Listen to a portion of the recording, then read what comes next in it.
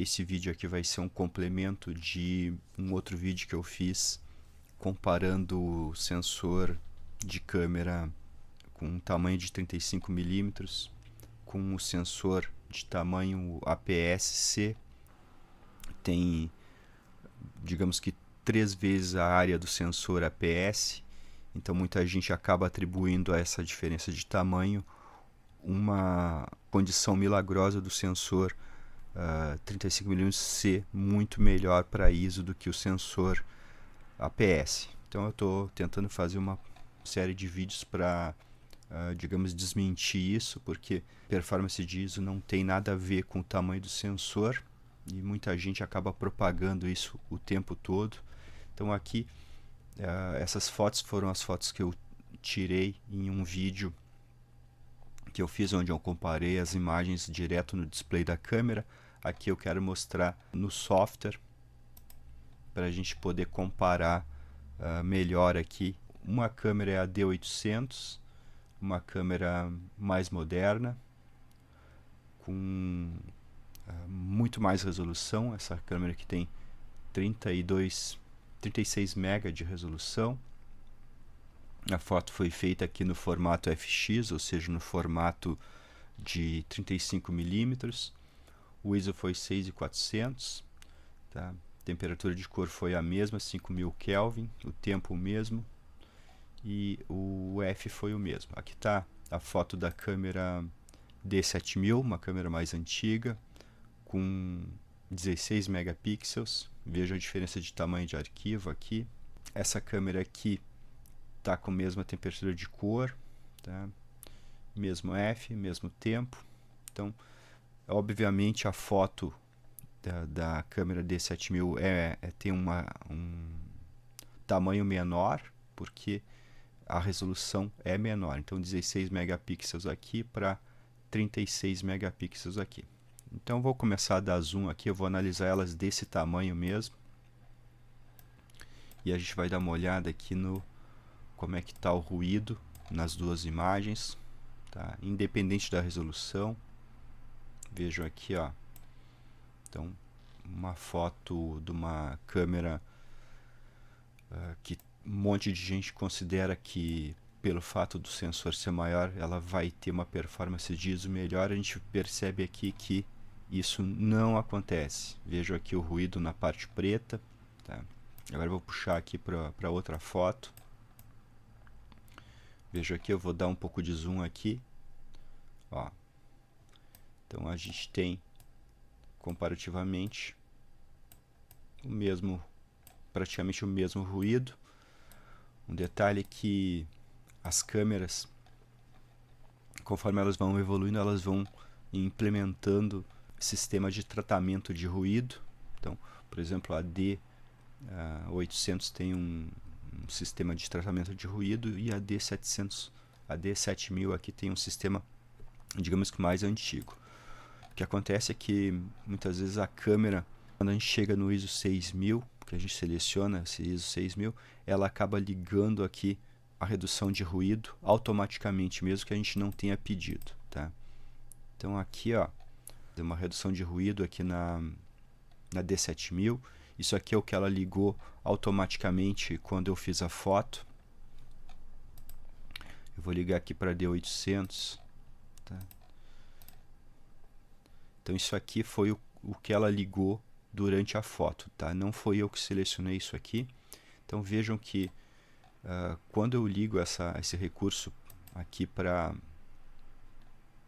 D7000, ele faz uma certa correção. Só a gente vai ter que esperar aqui a imagem aparecer.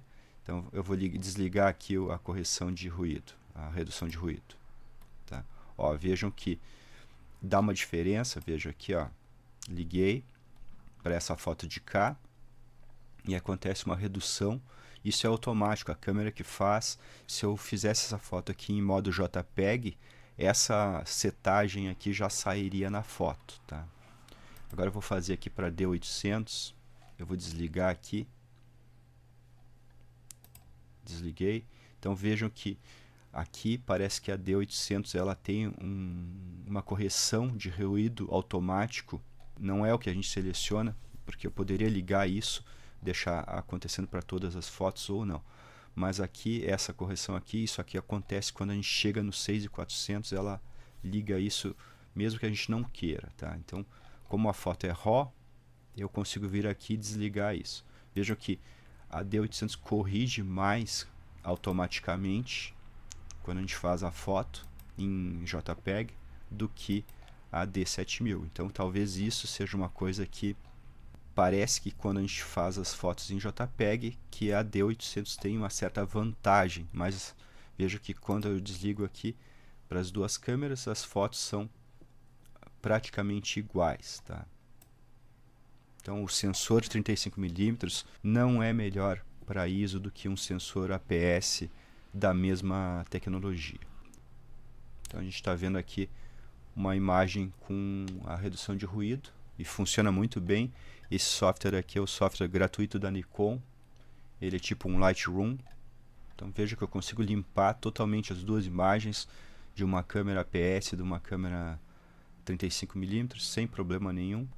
Então aqui quero acabar com esse mito, essa narrativa que câmeras com sensor grande produzem menos ruído, porque isso não é verdade.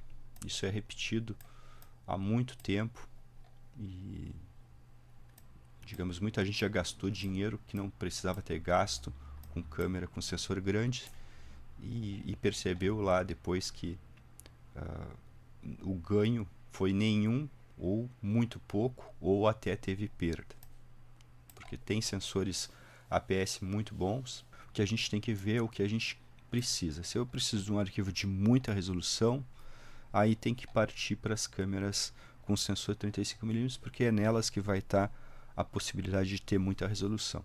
Se eu preciso de arquivos de tamanho pequeno, né, com menos espaço em disco, que ocupem menos espaço em disco, eu vou ter que preferir câmeras com sensor APS, que tem resolução ali perto dos 20 MB. Também existem câmeras com sensor 35mm que tem resolução de 20 MB. Então é uma ótima resolução para gerar arquivos de pouco consumo de disco, de armazenamento. Tá? Então é isso aí, ó. Não tem praticamente diferença, tá, entre as câmeras. O ruído é praticamente o mesmo. Não bate com o que o site DxOMark pontua lá. Eu creio que lá a gente pode fazer comparações entre câmeras 35mm, ver qual tem a melhor performance, pode fazer comparações entre as câmeras APS para ver qual tem a melhor performance, mas a gente não pode fazer comparação de uma APS contra uma 35mm, porque eu creio que eles usaram algum tipo de algoritmo de pontuação que beneficia sensores grandes. Então eu não uso o DxOMark para comparar APS com 35. Tá? Eu uso para comparar APS com APS e 35 com 35.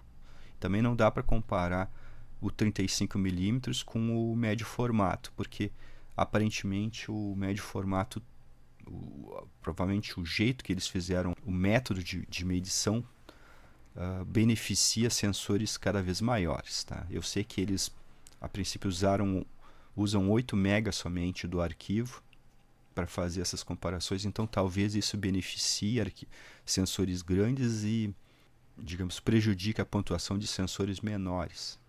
Tá?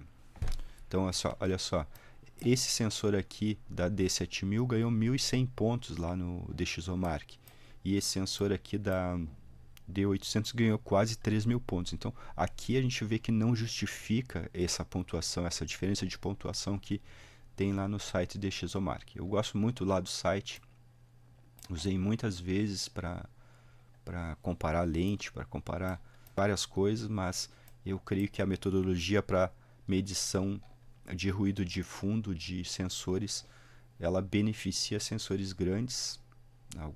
Alguma matemática que eles usaram acaba beneficiando. Não sei exatamente qual é o fator que faz o sensor grande ficar muito mais pontuado lá no site, tá? Mas vejam aqui que não tem sentido que esse sensor aqui da 7000 tenha 1000 pontos, 1100 pontos, e esse sensor aqui tenha 3000 pontos. Aqui a gente não vê essa diferença toda. Então é isso aí. Um abraço.